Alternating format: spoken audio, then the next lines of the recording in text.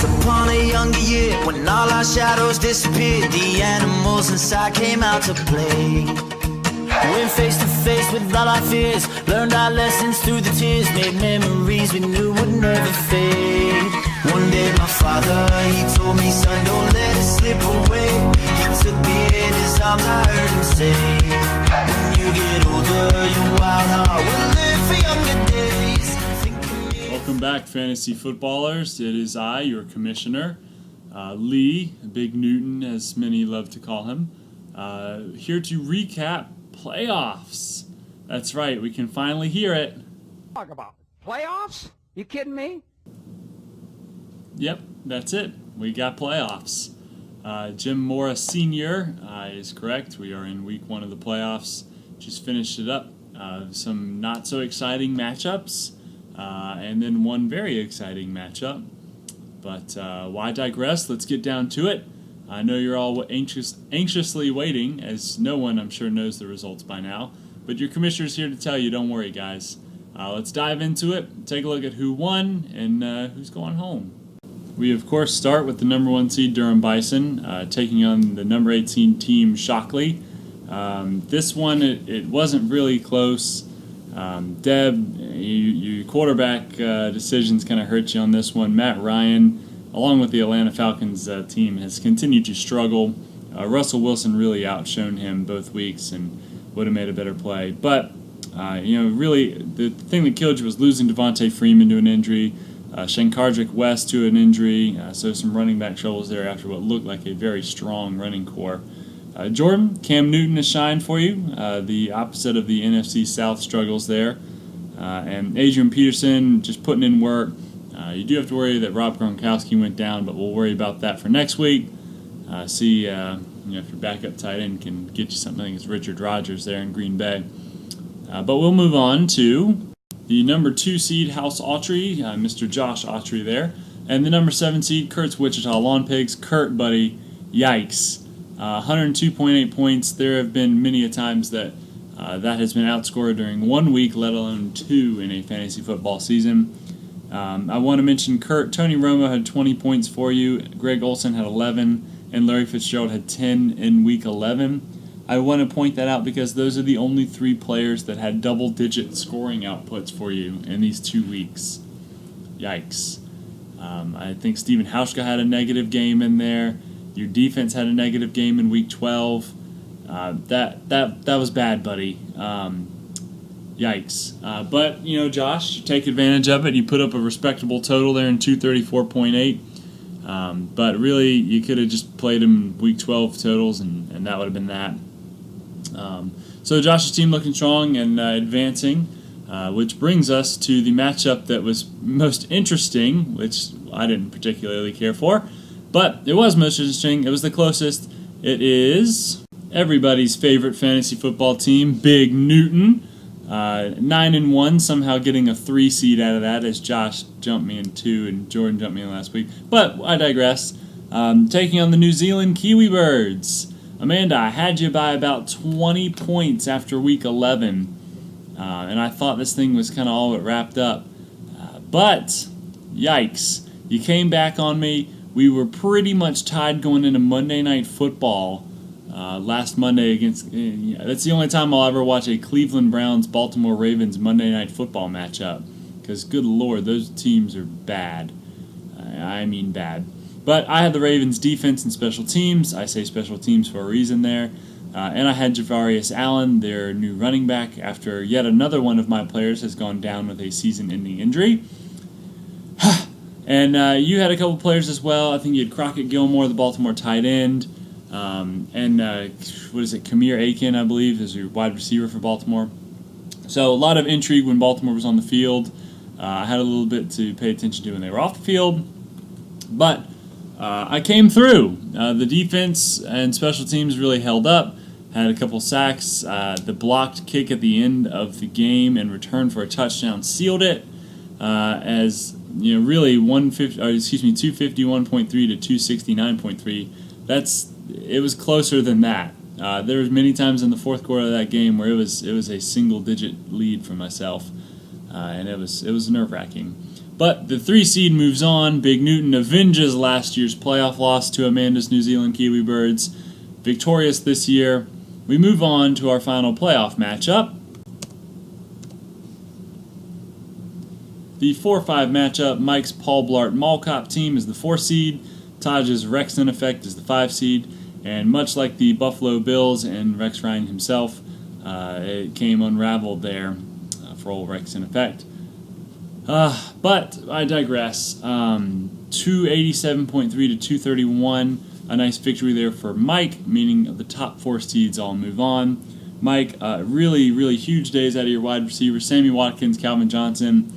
Both had monstrous days in Week 12, I know. The Panthers' defense, as much as you hate them, you got to love them, really pulled through for you with some high-scoring outings there. Taj, Matt Stafford had a monster day for you in Week 12, but he threw all of his touchdowns, or most of his touchdowns, to Calvin Johnson. What are you going to do? And Deshaun Jackson did burn my Panthers' defense for a long touchdown in Week 11 and got you a pretty good scoring output there, but just not enough to take down Mike, despite Aaron Rodgers not putting up huge games here. Mike still managed to score the most points in the playoffs this week, or these 2 weeks combined. And, don't worry, guys, I'll show you some love. The 9-10 matchup, the consolation ladder there. Joe, maybe this makes you feel a little bit better about the 1-9 season as you dismantle the Hershey Bears, 257.5 to 119. Jason, if it makes you feel any better, buddy, you would have beat Kurt this week. So, there's that. But Tom Brady continues to play well for Joe, even though it doesn't matter. All right, thanks. And that's all. I'll pay attention to that 9-10 matchup. So there you have it. That's week 11 and 12, I believe. But regardless, first round of the playoffs, done. Like I said, the top 4 seeds all advance. You got Durham Bison sitting on top. You got House Autry as the 2 seed. The 3 seed, yours truly, Big Newton. And the 4 seed, Mike's Paul Blart Mall Cop squad. So, it was a top-heavy league this year. And it shows in the playoffs as the top 4 seeds all move on. We will look at some of the upcoming matchups here in just a little bit. I do want to have a couple of housekeeping notes for you guys. Trades. Not going to happen anymore. It's playoff time. No need to be trading. I don't want to see teams that were bumped out of the playoffs trading away all their assets to a team that's still in it. We're not doing that this year. We're going to play this out on our own merit. If I see a trade come across, I will veto it. I'll use my commissioner's rights to veto it. I'm letting you guys know now so you don't get mad at me later. Also, player dumping. We don't want to see, let's say a team that's not made the playoffs or a team that has already been eliminated dropping players onto the waiver wire for the purpose of somebody else picking them up. I will find a way to veto that as well. So, like I said, just giving you guys fair warning. It is what it is. And also, last but not least, remember, we're paying $1 per loss from the regular season this year. So go through what you finished in the regular season, and you do owe $1 more for each regular season loss. Jordan and I both owe $1. We both finished 9-1. A team like Jason or Joe, they're going to owe $9 extra at the end of the year. This does get pulled into the prize money for the winners in second place at the end of the year, and it also does fund our championship ring. So all goes to a good cause. None of it goes in Lee's pockets. There's nothing like that. I'll spell it all out for you guys if I need to, but whatever. But like I said, just a few housekeeping issues. Let's move on.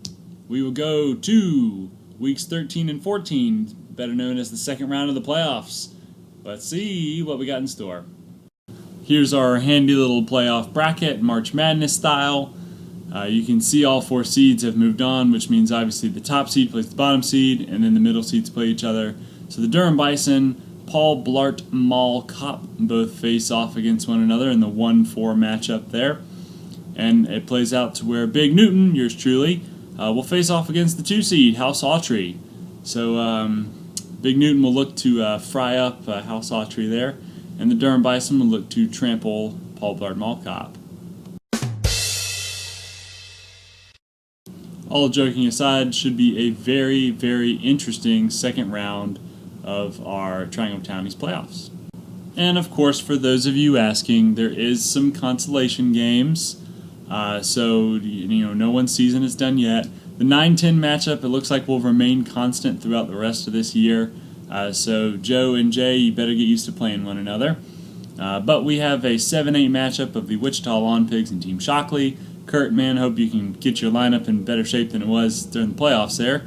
And of course, Rex in Effect and the New Zealand Kiwi Birds. Both looking to continue a strong point output, but ultimately not a victorious one.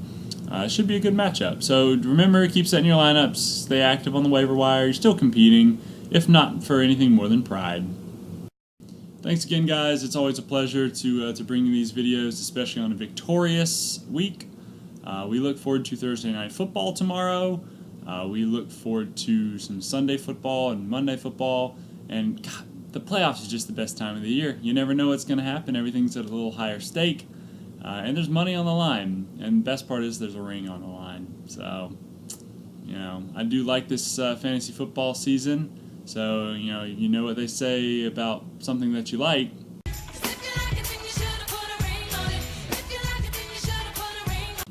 And I think we'll officially end it on that. Why not end on Beyonce? Okay.